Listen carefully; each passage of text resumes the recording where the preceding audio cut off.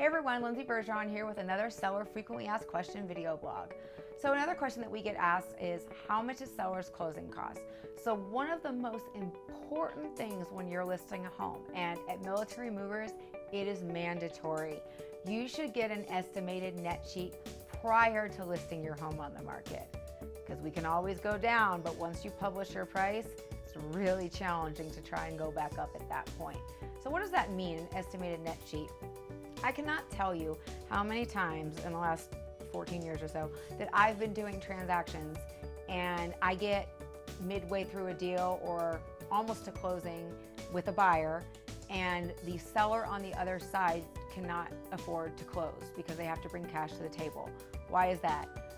A lot of times people either don't do net sheets, I'm not sure if it's poor training, I don't really know what it is, but as a seller, it's not just commissions. You have closing costs as well.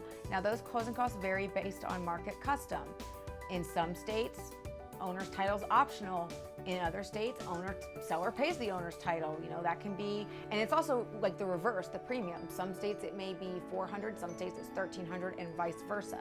So it really depends. So it's super important when you're listing a home that you get an estimated net sheet so you know where you're gonna sit.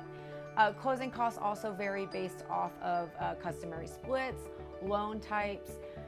I cringe when people do cost estimates and they don't include some sort of buyer's cost estimate.